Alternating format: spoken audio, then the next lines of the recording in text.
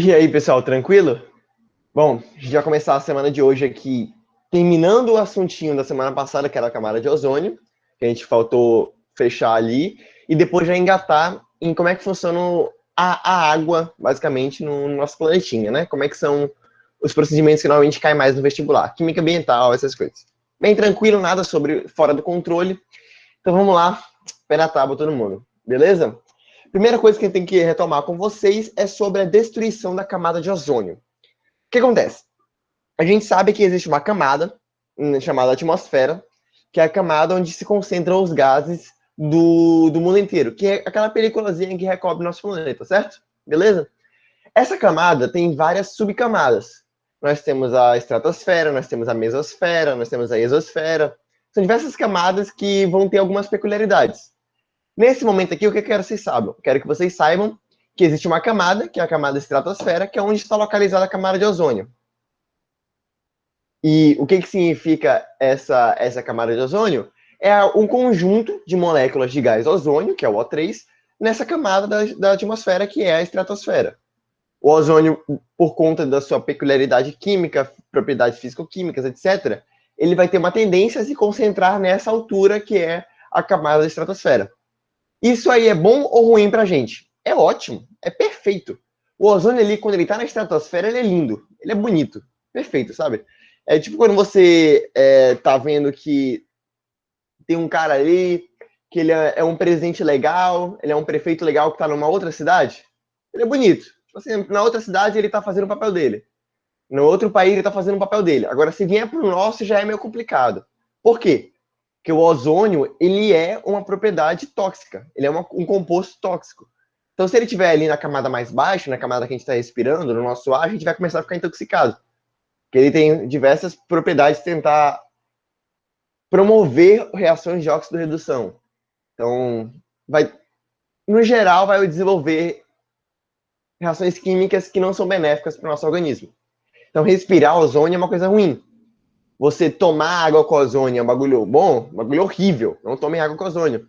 Injetar ozônio no cu para matar o coronavírus é um bagulho bom? É um bagulho terrível. Não façam isso. Se alguém aí falar que está fazendo isso, não é bom. Não é algo muito interessante assim, né? Já é uma corrente aí que, se a pessoa quiser fazer, deixa ela, enfim. Mas vamos lá. E o que o ozônio faz? Por que ele é bom lá na estratosfera? O que ele faz de bom? O ozônio, ele, justamente por ter essa concentração, ele é capaz de absorver muita energia. O ozônio ele vai conseguir absorver muita energia que passa por ele. E que energias que ele vai absorver na estratosfera? Ele vai absorver os raios ultravioletas, as energias ultravioletas que saem dos raios solares, que é o ultravioleta A, o UVA, ultravioleta B, o UVB, ultravioleta C, o UVC.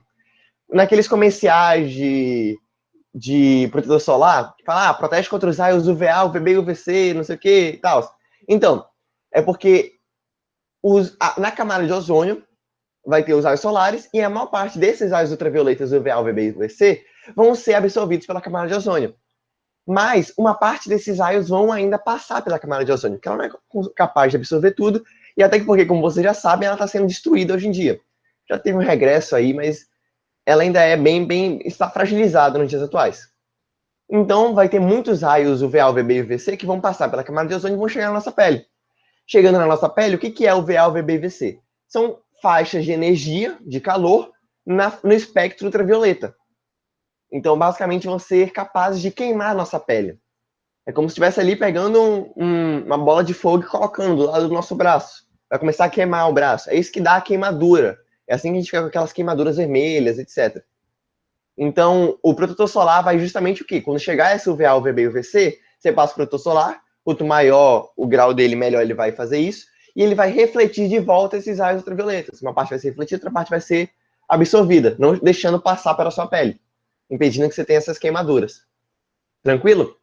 Então, a radiação solar é ruim por causa disso, e assim que a camada de ozônio nos ajuda. Ela vai empatar ali aquele UVA, UVB e UVC e chegar na sua pele. Só que, atualmente, os gases CFC, que são os gases clorofluorcarbonetos, e óxidos de nitrogênio, como o NO, o monóxido de nitrogênio, e o NO2, o dióxido de nitrogênio, eles são responsáveis por quebrar as moléculas de ozônio. Esses três gases, esses três tipos de gases, eles vão normalmente separar um ozônio da molécula de oxigênio. Lembra como o ozônio é formado na atmosfera? Eu tenho uma molécula de oxigênio, aí tem uma outra molécula de oxigênio. Aí uma das moléculas se quebra ao meio e se junta na molécula de oxigênio. Ou seja, vai ter um átomo de oxigênio livre se juntando na molécula de oxigênio O2, formando o O3, que é o gás ozônio. E esses óxidos de nitrogênio e os gases clorofluorcarbonetos são responsáveis por quebrar essas ligações. E como que eles são produzidos? Como que a gente vai ter a produção desses CF6 e desses NO e NO2? Os óxidos de nitrogênio a gente sabe que vai ser de fertilizações, fertilizantes, decomposição de bactérias, bactérias desnitrificantes, etc. E os gases CF6, eles são bem peculiares. Eles são formados principalmente nos ar-condicionados, sistemas de refrigeração. Antigamente, muito antigamente, acho que uns 10, 15 anos atrás, toda geladeira e todo ar-condicionado via com um cilindro nas costas. Não sei se alguém lembra aí. Mais ou menos 15, 14 anos atrás, tinha um cilindrozinho assim nas geladeiras dos ar-condicionados. O que é esse cilindro? Esse cilindro era um composto de gases, que eram os gases CF6, que basicamente ficavam injetando gás para a geladeira ficar gelando. De fato, funcionar, né? É a mesma coisa do ar-condicionado, ficava injetando esse gás. Só que a gente não respirava esse gás. Esse gás era só para fazer com que funcionasse o sistema de refrigeração. A gente não respirava. E o que acontecia com esse gás? Ele era simplesmente ejetado para a atmosfera. Ia sendo ejetado, ia sendo ejetado. A mesma coisa os desodorantes aerosóis de um tempo atrás também, que ainda tinham esses gases para concentrar tudo ali. Então, basicamente, todos esses gases iam ser para a atmosfera. E aí, eles faziam muito disso daí, da destruição do ozônio atmosférico. E qual o problema? Teve o protocolo de Kyoto, teve o protocolo de Montreal, depois que vieram fazendo vários acordos e proibiram os gases CF6 em larga escala. Então, hoje em dia, a geladeira não pode mais ter esse cilindro, ar-condicionado também não pode mais ter esse cilindro, os gases que usam no ar-condicionado é outro tipo de gás, na geladeira também é outro tipo de gás, etc. Nos desodorantes ainda usam esse tipo de gás? Usam, mas em menor quantidade. Ainda tem clorofluorcarbonetos nos desodorantes aerosóis, aqueles de spray, né? Então, eles ainda usam esse tipo de gás. Só que não é em tanta quantidade assim para poder ter algum problema. Até que quem assistiu Phineas e Ferb vai lembrar que teve um episódio que o Dr. Doofenshmirtz, que era o vilão lá da série, ele tem... Não, do Doofenshmirtz não. É um episódio que eles não falam do Phineas, eles falam da cachorrinha da Isabela, que era um agente secreto também, tipo Perry. E aí ela tinha uma vilã, que ela tinha um negócio dos condicionadores de cabelo. E aí ela meio que espreme vários condicionadores de cabelo, vários desodorantes assim, para tentar destruir a camada de ozônio. E aí eles vão destruindo, tipo, o objetivo é usar tanto desodorante, mas tanto spray de cabelo que a camada de ozônio ia ser destruída. E é com base nisso daqui, com base nesses gases CF6. É algo bem legal. Aí estavam falando que tinha geladeira, esquentava bastante, sim, esquentava bastante. Até hoje esquenta ainda também, mas era bem complicado. E aí era bem legal que, tipo, na época eu não entendia nada de gás de desodorante. Como é que o desodorante vai destruir a camada de ozônio? Mas depois eu entendi, que tem esses gases CF6, etc. É bem massa. E aí fala que a absorção desses a quebra da camada de ozônio impede que haja filtragem desses raios UVA, UVB e UVC, que vão ser responsáveis por queimar a nossa pele, causando câncer de pele, etc. Bem complicado. E aí, ó, a gente tem aqui as camadas da atmosfera. O ozônio vai ficar aqui na estratosfera, que é a camada acima da troposfera, que a gente está respirando ainda. E bora ver. Ele vai funcionar aqui, ó. Basicamente, vou ter a camada de ozônio que vai, com o tempo, ela foi sendo destruída, basicamente, e vai ter vários problemas a longo prazo, já que os raios solares vão conseguir passar com mais efetividade. Pita, mas e o calor? Então, o ozônio ele não filtra o calor. O ozônio não é um gás efeito estufa, propriamente dito. O ozônio ele vai filtrar os raios ultravioletas UVA, UVB e UVC. E, inclusive, quando eu estava no meu primeiro ano, inclusive foi o projeto que eu fui para a Febrace, em São Paulo, pela primeira vez, no nono ano, na verdade, eu fiz um projeto de ciências que fazia o teste da filtragem do ozônio. Porque tem uma teoria que fala que o ozônio, na verdade, não filtra... os gases de efeito estufa não impedem a filtragem do ozônio, o ozônio funciona corretamente com gás de efeito estufa ou sem gás de efeito estufa, e etc. Então, qual que foi o meu projeto? A gente provou que o ozônio, na presença do dióxido de carbono, do CO2, a gente pegou ali um frasquinho de ozônio e colocou o gás CO2 ali dentro desse frasquinho, colocou numa máquina gigante que era para ela fazer a leitura, e começou a bombardear esse frasquinho com raio UVA, UVB e UVC. Quando estava sem o CO2, a filtragem foi em um determinado nível, foi um nível bem alto. Sem CO2, o ozônio filtrou bastante.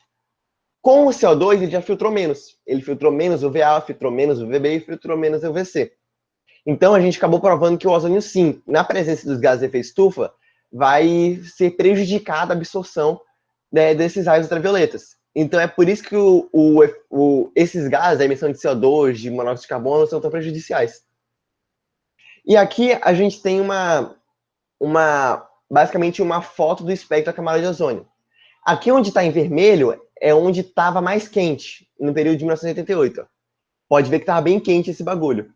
Só que depois que teve o protocolo de Montreal e o protocolo de Kyoto, aqui em 2017, você já vê que já diminuiu essa presença da faixa de calor, né? Já está menor. Basicamente porque a gente meio que fechou a camada de ozônio. Não é que a gente tenha fechado a camada de ozônio. A gente parou de destruí-la. Só que com a continuação da emissão dos gases de óxido de carbono, a camada de ozônio pode estar lá, mas não vai absorver corretamente. Porque na presença do monóxido de carbono e do dióxido de carbono, o ozônio não absorve os raios ultravioletas da mesma forma. Então ele vai ser prejudicado essa absorção. Então, independente da camada de ozônio estar sendo quebrada, destruída ou não, ele ainda vai ter um prejuízo quanto à emissão de gases de efeito estufa. É bem prejudicial. Então, vai chegar o Trump lá, o cara pintado, vai falar que, mas a gente já fechou a camada de ozônio está intacta lá, tá bonita, já fizemos vários protocolos, etc. A gente pode emitir CO2 que não vai afetar em nada. Só que o CO2, ele impede essa absorção, essa filtragem. Então, ainda assim é prejudicial. Beleza? Acho que tinha acabado esse dia. E aí, só para dar a ambientação para vocês, o que fechou nesse projeto? Basicamente, a gente emitiu um artigo e foi publicado numa revista estrangeira esse artigo, e simplesmente cagaram. Cagaram pro projeto porque, basicamente, isso daí é algo que a comunidade científica já sabe, só que não conseguem divulgar isso porque não tem um retorno. Justamente por presidentes vagabundos falarem que isso não existe.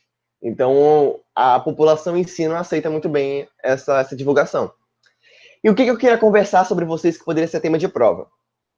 Existe uma coisa que, rapidão, Leandro perguntou aqui, então ainda não melhorou por causa da grande emissão de CO2?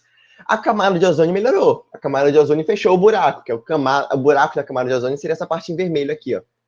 Mas com a emissão de CO2, a filtragem de raios ultravioletas não é benéfica ainda. Ainda fica passando muitos raios ultravioletas que acabam prejudicando a população, com câncer de pele. Como é uma energia que está passando, aumenta as queimadas, já que as folhas secas vão ser aquecidas, etc. Exatamente, a filtragem não é benéfica, não vai ser eficiente. E aí o que eu queria falar sobre a redação do Enem? Basicamente, existe um documentário na Netflix chamado Cowspiracy. Eu não sei se vocês já viram esse documentário. Não é teoria da conspiração. Eles podem exagerar em alguns aspectos, mas não é teoria da conspiração. É realmente algo fático. Que, atualmente, as indústrias siderúrgicas, metalúrgicas, termoelétricas, hidrelétricas, etc., o que seja, elas emitem muito CO2. Mas esse CO2 que elas emitem não é nada comparado à emissão de gás metano, de gás de efeito estufa metano, pela agropecuária no geral. Não é nem um pouco comparado. Eu comentei com vocês na aula de aquecimento global que uma molécula de gás metano, de CH4, tem o poder de aquecimento de 20 moléculas de gás de dióxido de carbono de CO2. Ou seja, uma molécula de CH4 é o equivalente a 20 de CO2. E aí, o que isso gera como problema? Basicamente, hoje, a gente tem que a indústria pecuária é absurdamente gigante no mundo inteiro. No planeta inteiro, a gente tem uma indústria pecuária que cresce cada dia mais para fazer vaca, para fazer porco, galinha, etc. Só que, quando você pensa em vaca, existem mais vacas no mundo do que seres humanos. Então, isso ainda assim continua sendo produzido ainda mais. Provavelmente esse número vai crescer ainda mais, porque não tem uma prerrogativa para parar. E quando a gente pensa em o quão importante isso pode ser, a quantidade de gás metano que é produzida pela indústria pecuária é absurda. Então a gente vai produzir, quanto mais carne a gente consumir, mais gás metano vai ser produzido. Então, de certa forma, você vai emitir mais gases de efeito estufa, ainda que você pare com todas as emissões de CO2, com que principalmente todos os carros em carros elétricos, acabe com a combustão de combustíveis fósseis, ainda vai ter essa indústria pecuária que vai estar crescendo. Então não adianta nada você querer transformar toda uma indústria elétrica que vai parar de fazer combustão de combustíveis fósseis se continuar com a pecuária nesse quesito. Então esse documentário, Cowspiracy, da Netflix, quem tiver oportunidade, assista, que é um documentário muito legal mesmo, faz você repensar algumas coisas. Eu não virei vegano por causa do documentário, eu não virei, mas eu realmente repenso o meu consumo de carne. Eu parei de comer a quantidade de carne que comia antes. Eu ainda gosto muito de carne, só parei de comer um pouquinho. Que é basicamente isso. Você diminuir o consumo de carne já é uma coisa muito grande, um passo muito grande para ajudar nessa redução da emissão de gases de efeito estufa. Então assista esse documentário, que é um tema muito legal para a redação de qualquer coisa, principalmente quanto ao aquecimento global, quanto à indústria da carne, quanto à ideia do veganismo, etc. É uma coisa bem legal que pode cair em redação. Eu recomendo que vocês assistam. Beleza? Pode ajudar bastante. Alguma dúvida sobre camada de ozônio, aquecimento global? Pita, eu tô com uma dúvida só. Eu achei legal que você falou isso. Sobre, tipo, você acabar abrindo mais a camada de ozônio para possibilitar mais a entrada de raios ultravioletas. Isso faz com que fique mais quente, acaba prejudicando a gente. Não, né? Não tem nada a ver, né? A gente não. Sim. O que é o raio ultravioleta? Raio ultravioleta é um espectro de energia, certo? Você tem aqueles espectros de energia. Tem o infravermelho, tem o luz visível, aí tem o ultravioleta, aí tem o raios gama, etc. O raio ultravioleta é um espectro de energia. E tem muita energia. Então, quando Uhum. esses raios chegam na nossa pele, quando esses raios chegam na natureza, por exemplo, vai aumentar o índice de queimadas, vai levar a temperatura dos mares e oceanos, vai elevar a temperatura do ar que a gente respira, vai matar microbactérias, vai matar ecossistemas, etc. Valeu, valeu. Então, esse é o problema inteiro. Júlia pediu o nome do documentário. Eu acho que é assim, Cowspiracy. É algo bem, um trocadilho, né? Conspiracy, Cowspiracy. É algo bem legal. Acho que o documentário tem 1h30, 2 horas, alguma coisa assim. Eu vi sem pretensão nenhuma. Tipo, eu vi realmente completamente sem necessidade de assistir, porque eu realmente não queria ver. Porque uma menina que eu gostava, que eu queria ficar com ela, gostava desse documentário, viu esse documentário e falou, assiste aí. Eu falei, pô, vou assistir pra ter alguma coisa pra puxar papo, né? Já fui pensando. E aí eu assisti e realmente gostei. Realmente é um documentário bem da hora. Então recomendo pra quem queira assistir. Beleza? Flerte ajudando na matéria, exatamente. Agora vamos voltar aqui para a aula de hoje, que é Química Ambiental, que é uma aula bem tranquila, beleza? Tudo sob controle. Sem perder tempo, vamos lá. Primeira coisa, características gerais da água. É meio óbvio que no mundo a gente tem mais água que terra. Até porque embaixo da terra tem muita água ainda. E pelo menos na superfície, né? Vamos pensar assim, pelo menos na superfície. E os oceanos, na superfície terrestre, ele vai ter 72% de toda a superfície terrestre. De toda a superfície terrestre, 72% vai ser oceano, ou seja, 28% somente vai ser terra, os continentes. E basicamente 72%, 97% da água do mundo vai estar nos oceanos. Esses outros 3% vão ser o quê, Pita? Esses outros 3% vão ser água doce. Água salgada é água do oceano, 97%, e 3% vai ser água doce, que pode estar nas calotas polares dos polos, pode estar nos lagos e rios, no subsolo, na forma de vapor, na atmosfera, etc. Ou seja, você já percebe que apenas 3% da água do mundo é água potável. O resto é tudo água que você não pode beber, não pode usar para nada. E aí, toda a atividade humana possível vai tender a diminuir a quantidade de água doce no mundo. Seja pelo aquecimento global, porque vai elevar a temperatura e vai evaporar as águas, vai derreter as calotas polares que estão na forma de água doce, vão virar água salgada depois que se misturar com a água do mar, vão ser contaminadas as águas dos rios, dos mares, por dejetos da indústria, por fertilizantes, por agrotóxicos, etc. Ou seja, tudo que o homem faz tende a diminuir a quantidade de água doce, a quantidade que a gente usa, e aumentar a quantidade de água salgada, que é a que a gente não consegue usar, ou que a gente precisa gastar, investir muito para conseguir usar. E uma coisa que é interessante sobre isso é que não existe água pura. H2O só vai existir na atmosfera. E mesmo na atmosfera, às vezes, algumas moléculas de H2O ainda vão estar misturadas com outros gases. Mas é interessante vocês tentarem não usar a nomenclatura de água pura, mas água doce para aquela água que a gente consegue transformar em água potável, e água salgada para aquela água que é do mar, dos oceanos, beleza? Água pura não existe, assim dizendo. E todas as soluções de água que a gente vai encontrar por aí vão estar ou na solução homogênea, ou heterogênea, etc. Pita, a água que a gente bebe não é água pura? Não. Se você bebesse água pura, muito provavelmente você viria a falecer em algum momento da sua vida. Porque justamente a água pura, ela tende a ser tóxica para a gente, justamente pela capacidade dela de se ligar muito às moléculas. Então, o que a gente bebe é água mineral. Aquela água que vem na garrafa é água mineral, que justamente vai vir com alguns minerais, algumas outras substâncias para conseguir abastecer o nosso organismo, para impedir com que a molécula de água se una a outras moléculas do nosso corpo, etc. Beleza? E é bem interessante porque você vê que de 71%, 72% da superfície terrestre, que é de água salgada, só 28% você pode usar. Só 28% você pode transformar em alguma coisa útil para você. Da superfície terrestre, né? Basicamente, daquilo que não está nos oceanos. Aí, poluição da água. Existem basicamente 3 tipos de jeito de você poluir a água. Beleza? Primeiramente, água poluída é toda aquela água que você não pode transformar em água potável. Água poluída é todo tipo de água que você não transforma em água potável. Se a água você não consegue potabilizar, ela é poluída. Beleza?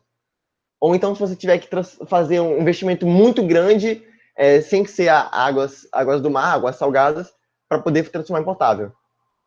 Então, a primeira forma de poluição da água é a eutrofização.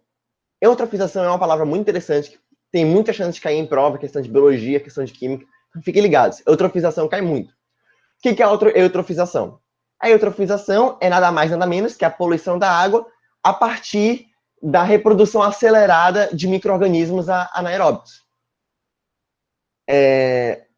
Como assim reprodução acelerada de micro-organismos anaeróbicos? Basicamente, o que você vai fazer?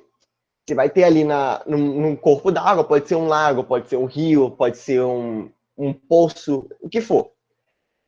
Por algum motivo, vai ser jogados muitos nutrientes ali naquele local. Muitos nutrientes. Esses nutrientes normalmente são o quê? Normalmente são materiais orgânicos.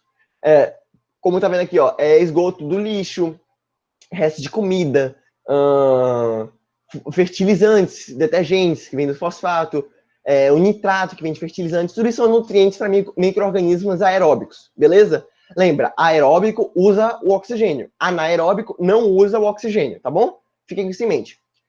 Mas aí, eu vou ter muitos nutrientes para os organismos aeróbicos, aqueles que usam oxigênio. Então, o que vai acontecer? Essas bactérias aeróbicas vão ver que tá chegando muita comida.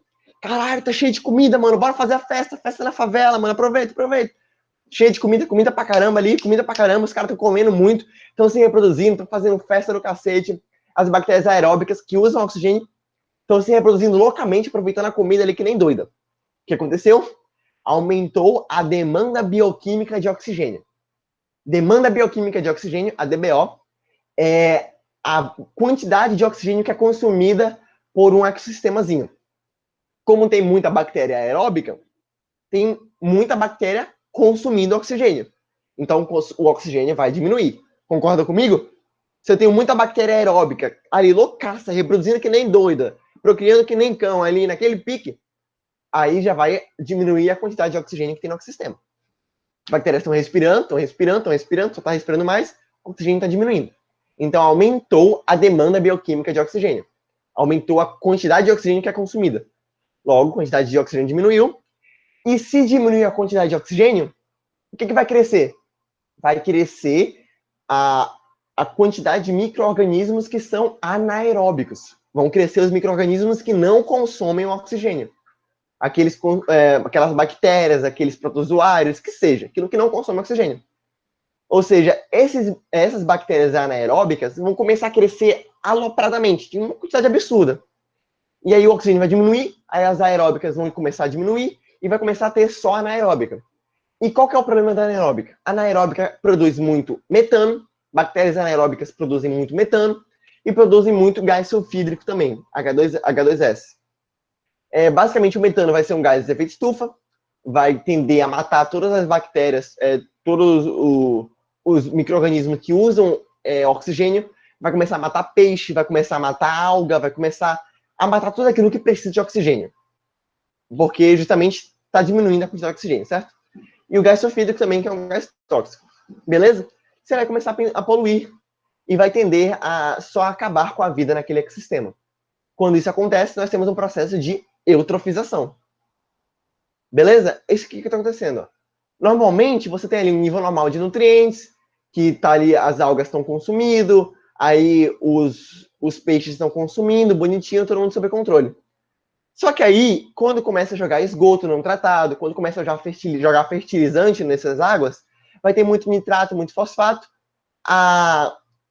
os organismos aeróbicos vão se reproduzir um monte, aí vai baixar a quantidade de oxigênio, aí os organismos anaeróbicos vão se reproduzir um monte também, e vai começar a matar os peixezinhos, as vidas que estão ali embaixo d'água. Todo mundo entendeu? Alguma dúvida? Ficou alguma coisa? Alguém não entendeu o processo de eutrofização? Essa eutrofização é um processo bem interessante, normalmente costuma cair bastante em prova. É algo bem pontual mesmo. Principalmente o Enem, né? Que o Enem adora meio ambiente. Nossa. Beleza? Vou para o próximo então, hein? Próxima forma de poluição. A próxima forma de poluição é a poluição térmica, que eu acho que é um pouco mais simples de entender. O que eu tenho? Você já deve saber que as usinas hidrelétricas, as usinas termoelétricas, as usinas nucleares, elas vão usar a água do mar, a água do rio, do lago, justamente para resfriar as suas usinas, justamente para tentar diminuir o calor, ou então para aquecer e fomentar a água, etc. A água é muito utilizada pelas termoelétricas e usinas nucleares para produzir energia, seja para refrigerando o sistema que está superaquecido, ou seja mesmo para transformar na forma de vapor para fazer a turbina girar. Só que, depois que essa água é usada e de certa forma tratada, você vai tirar ali os nutrientes que são tóxicos, os compostos que são tóxicos da água, e vai devolver essa água para o mar, vai devolver essa água para o lago, para o rio, etc.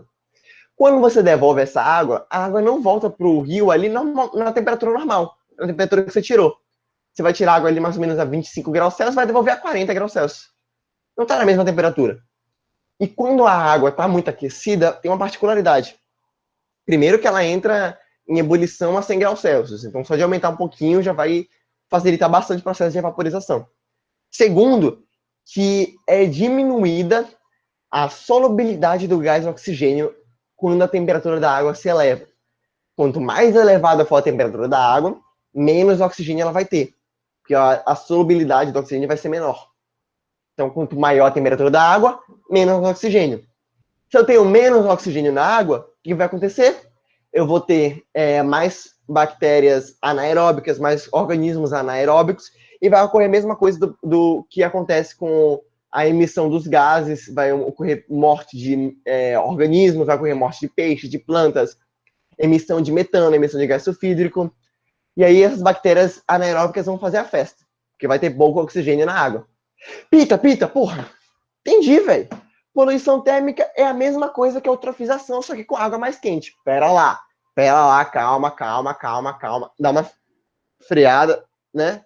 Passa a marcha, engata a primeira de novo, vai com calma, vai devagar. Pensa um pouquinho.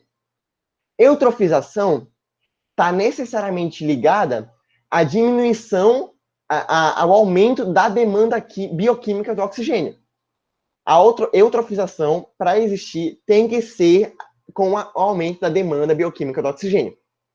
Com a poluição térmica, eu estou tendo aumento da demanda bioquímica do oxigênio? Aumento da DBO? Eu não estou tendo. Eu estou tendo o quê? Estou tendo diminuição da solubilidade do oxigênio na água. Ou seja, o oxigênio está diminuindo, mas não é por conta da reprodução de bactérias aeróbicas. É por conta da diminuição da solubilidade dele. Então, você não pode falar que poluição térmica é a mesma coisa que eutrofização com outra justificativa. Eutrofização tem a ver com o aumento da DBO. Poluição térmica tem a ver com a diminuição da solubilidade do oxigênio por elevação da temperatura da água. Beleza? As consequências são as mesmas? Pode-se até dizer que sim, porque vai ter bactérias anaeróbicas que vão emitir gás metano e vão emitir gás sulfídrico. Mas eu não vou ter uma eutrofização, vou ter só uma poluição térmica. Entendido? Ficamos acordados quanto a isso? Basicamente, o que você pode ver aqui nessa usina termoelétrica, está sendo captada uma água numa temperatura X e devolvida uma água na temperatura mais avançada. Então, tem que ficar ligado nessa diferençazinha. E a terceira justificativa, terceira forma de poluir a água, é a partir de metais pesados e agrotóxicos. Seja por atividade industrial, por metalúrgicas, por siderúrgicas, etc., e pelo uso intensivo de agrotóxicos na natureza, nas agriculturas, agropecuárias, etc. E o que acontece? Esses metais pesados e agrotóxicos, eles vão para a água, aí eles vão ser incorporados na cadeia alimentar pelas plantas, que vão pegar esses agrotóxicos, esses metais, no seu processo de respiração, processo de fotossíntese.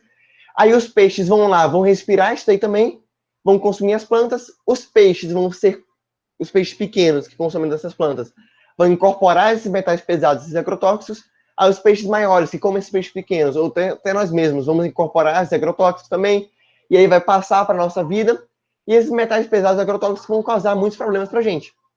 Então, a partir do momento que você joga o metal pesado e agrotóxico na água, ele não vai ficar só para os peixes. Ele não é um problema só para os peixes. Ele é um problema para a gente também, porque a gente come aqueles peixes, a gente consome daquela água. Então, mesmo que seja tudo tratado bonitinho, ainda assim vai ter uma problematização quanto a essa incorporação na cadeia alimentar. E que tipo de metais pesados são esses? Principalmente íons metálicos, o Hg+, o CO2+, o CD2+, o chumbo, etc. E quanto a agrotóxicos, a gente tem inseticida, fungicida, outros compostos que justamente matam algumas bactérias para ser usados na agropecuária, né? Alguns fungos, animais, etc. Basicamente, a gente vai ter essa influência na cadeia alimentar por inteiro. Não vai ser só um organismo que vai ser afetado. Todos nós vamos ser. Agora a gente vai começar na EITA. Eita, rapaz, estação de tratamento de água. A gente tem pouco tempo de aula. Eu acabei demorando um pouquinho tempo demais no começo, né? Mas vamos ver até onde a gente chega aqui. Até onde chega hoje. Qualquer coisa a gente termina na próxima aula. A ETA é o quê? É a estação de tratamento de água. É como a gente trata a água que vai do esgoto para ser redistribuída para a nossa população. A gente reutilizar aquela água. Beleza? Isso que é a ETA. Estação de tratamento de água que tem no Brasil inteiro. É como a gente vai pegar a água do esgoto, tratar e reutilizar no nosso processo. Basicamente tem, de certa forma, 7 etapas que a gente vai trabalhar bonitinho. Primeira etapa é a etapa de captação, de captação. Que a gente vai pegar a água que estão nos mananciais, que estão nos reservatórios de esgoto, e vai bombear para a estação de tratamento. Você vai pegar toda a água que está no manancial, que está no rio, que está no igarapé, que a gente conhece aqui no Amazonas, que é poluído pra cacete, e vai ser bombeado de volta para a gente poder tratar. Segunda etapa dessa ETA é o processo de adição. Nessa segunda etapa vai ser adicionado sulfato de alumínio, Al2SO4,3, e soda cáustica, SaOH2, ou hidróxido de cálcio, né? Mesma coisa. Para que a gente adiciona essas duas substâncias? A gente adiciona para formar o hidróxido de alumínio. O hidróxido de alumínio, depois de formado, ele é utilizado para auxiliar nos processos mais à frente. Esse hidróxido de alumínio é muito, muito útil nos outros processos, nas outras etapas. Então, a primeira etapa vai ser de captação, pegar água, bombear de um igarapé, de um lago, de um rio, para a estação de tratamento. Segunda etapa, adição para formar esse hidróxido de alumínio nesse processo, né? Terceira etapa, etapa de floculação. O que é a etapa de floculação? Basicamente, eu vou juntar as partículas sólidas que estão em suspensão na água. E esse processo de floculação, ele é auxiliado pelo hidróxido de alumínio. Justamente por ter o hidróxido de alumínio ali, ele vai pegar todas as partículas sólidas que tem em suspensão ali, todos os pedacinhos de bosta, os pedacinhos de papel, pedacinho de papelão, plástico, algumas coisas assim, ele vai juntar para de certa forma, facilitar as filtrações nos processos seguintes. Mas o ideal é fazer com que as pequenas partezinhas se juntem para ficar maiores e facilitar a filtração. De fato, a formação de flocos. Aqueles junção de material orgânico, de cocôzinho, isso daí, né? Quarta etapa, processo de decantação. Eles deixam ali no tanque, a água fica toda num tanque, um tanque verde, marrom, fedorento pra cacete, e basicamente você deixa ela parada. Aí, essas partes sólidas que foram juntadas pela floculação vão tender a descer justamente pela densidade. Por elas serem mais densas que a água no geral, elas vão descer e se acumular na parte de baixo do reservatório. Passando para a parte de baixo, para a próxima etapa, vai tender a passar só a parte de cima. Você vai decantar e vai separar ali esses materiais pela decantação, né? Você vai deixar com que se acumule na parte de baixo tudo ali que for sólido, que tiver densidade maior que a água, e vai para a próxima etapa só aquilo que ficar na parte de cima. Que aí chega na etapa número 5, que é a etapa de filtração. Que é aquela filtração padrão que a gente conhece, né? Filtração ali bruta, filtração rígida, que é com areia e cascalho. Coloquei o filtro de café, tem nada a ver com filtro de café, mas aqui o Canvas não me deu outro filtro melhor para explicar isso, né? Mas basicamente eu vou ter ali aquelas garrafas PET, sabe qual é que você fez no seu trabalho do 5º ano, 6º ano do colégio de ciências? Que aí você fez uma garrafa PET, colocou cascalho, colocou areia, o algodãozinho, falou, pronto, fiz um filtro, bebe aí, mãe. Não sei se alguém fez isso, né? Eu acabei fazendo ali, mas é isso aí. Aí o que é essa filtração? É com areia e cascalho. É literalmente areia e cascalho. Eles pegam ali um tanque, botam areia e cascalho, e a água vai passando por aquilo. As partes que são sólidas vão ficando na parte da areia, na parte do cascalho, e vão descer. Você pediu para sua mãe beber, amado? Então, quem nunca fez com que a mãe provasse alguma coisa que você fez, que atira a primeira pedra, né? Eu sou ruim de cozinha. Eu sempre fui bom em ciências, então eu fazia com que a minha mãe testasse tudo que eu fazia. Enfim. Aí, a etapa 5 também é a adsorção. Por que a etapa 5 também? Porque a filtração e a adsorção acontecem juntas. A filtração é com areia e cascalho, e a adsorção é com carvão ativado, carvão mineral ativado, juntamente ali com areia e com cascalho. Vai estar tudo ali junto, num monte, a água vai passando e vai sendo filtrada por isso. Qual é a diferença do processo de filtração para o processo de adsorção? Então, lembra do que a gente falou ali lá dos processos de metais pesados, o processo de poluição por metais pesados, por agrotóxicos, etc? Então, o carvão aditivado tem uma propriedade muito interessante. Ele é capaz de reter os íons dos metais pesados. Justamente as moléculas de agrotóxicos também, solventes orgânicos, enfim. O carvão ativado ele vai pegar esses compostos químicos, esses íons, e colocar para ele. Também essas substâncias que dão cor e cheiro aos minerais como um todo, as substâncias. Então, o carvão ativado, ele é meio que uma substância mágica que coloca ele no processo de tratamento, na ETA, junto com areia e com cascalho, justamente para facilitar isso daí tudinho. Nossa, entupi o nariz. Basicamente, o carvão ele é bem útil. O carvão ativado tem muitos filtros de escola também. Provavelmente no bebedouro, na sua escola, deve ter ou devia ter um carvão ativado ali na parte do fundo, no filtrozinho dele, que é justamente para tirar esses metais pesados. No meu bebedouro tinha. E às vezes, quando você sabia que o carvão ativado estava funcionando mal, porque a água começava a ficar com um cheirozinho, e aí não é que a água estivesse ruim, ela estava com um cheirozinho aí, né? Um cheirozinho peculiar, um gostinho peculiar. E o carvão ativado vai fazer isso. Beleza? Sexta etapa, fluoretação e cloração. Eu preciso falar muito? Acho que o nome já fala por si só, né? Na etapa 6 eu vou ter a fluoretação e a cloração. Vou colocar flúor e vou colocar cloro.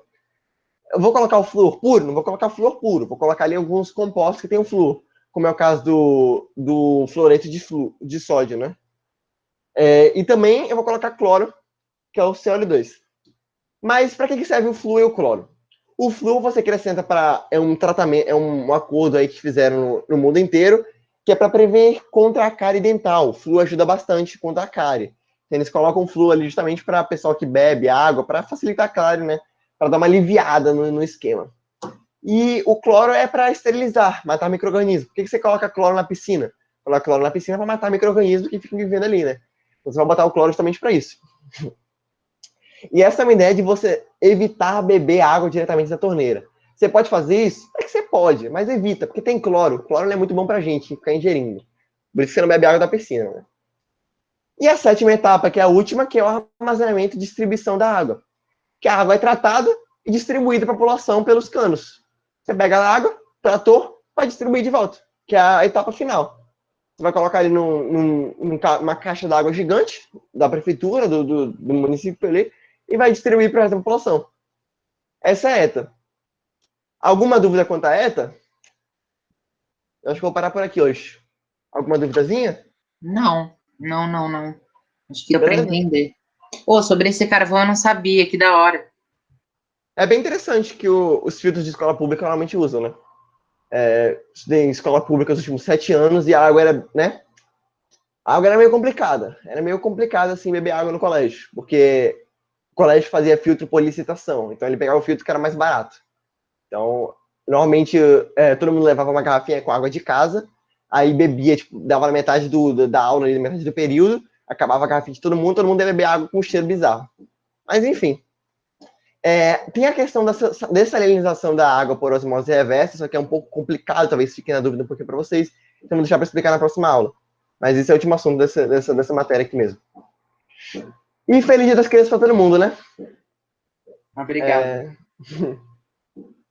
A Cintia perguntou, Pita, tem como ETA colocar mais cloro e água para sair branca da torneira? Tem. Muitas vezes, é porque esse é um tratamento, né? Só que nem todos os tratamentos ocorrem corretamente. Tem vezes que você vai pegar a água da torneira de casa, vai estar feio, vai estar suja, vai estar com cheiro bizarro. Acontece, é comum. Mas é possível ter muito cloro e muito flúor também, e a água vai ficar uma coloração mais branca, mais turva. Assim, não é que fica mais branco, né? Eu acho que fica mais turva, tipo cor de graviola. Sabe, vocês já tomaram suco de graviola? Não sei se tem graviola no Sudeste. Tô nessa dúvida aí. Com Poçu eu sei que não tem, mas enfim. A aula de hoje foi isso. Espero que vocês tenham gostado da aula. Foi uma aula bem curtinha. Se tiver alguma dúvida, pode mandar aí que eu respondo agora no chat. Mas ela nem foi bem curtinha, né? Foi mesmo o tempo de toda a aula, normal. Só falei da aula passada, continuei ali falando um pouquinho mais, né? Mas é isso. Semana que vem, então, a gente vai continuar, terminar essa dessalinização da água, vai terminar o último assunto. Semana que vem é o último tema do nosso cursinho aí, de Química 1. E depois só revisão. Meu Deus. É possível que eu dê uma semana de folga. Eu vou ver se eu posso dar uma semana de folga para vocês. Não sei se eu posso, né, fazer isso. Não sei se é possível. Mas justamente para eu passar essa semana programando a revisão, que eu não programei ainda. Não sei como é que eu vou fazer. Mas vou ver como é que funciona essa semana. Eu vi que alguns professores, não sei se deram essa semana de folga, se alguém sabe dizer isso daí. Não, Pita, eu acho que, nossa, possa ver que aconteça isso, mas porque até agora nenhum professor, tipo, acabou, assim, tipo, ainda tá bem no final, que nem você, assim, sabe? Então eles não falaram muita coisa. Eu vi que tiveram alguns professores que demoraram, tipo, sei lá, mas não deram semana de folga, né? Só não puderam dar aula mesmo. Sim. Mas justamente para eu pensar em como que eu vou dar essa semana de revisão, que eu não pensei ainda. Tipo, vou ver se eu vou dar alguns temas, etc. Mas não vou dar uma olhada. Você podia fazer um formulário e a gente ia ver que matérias que a gente tem mais dificuldade. Vou fazer isso. Vou fazer isso. Na próxima aula, até a próxima aula eu já vou ter mandado esse formulário. Pode deixar. Então é Boa isso. Ideia. Beleza? Obrigado, pessoal, todo mundo. A gente se vê então semana que vem de novo. E hoje não tem lista, então só dê uma relaxada, façam outras matérias. Então, para quem. Você tem aula do Eduardo, né? Então, boa aula de história agora. Até mais. Bom descanso, pessoal. Bom estudo.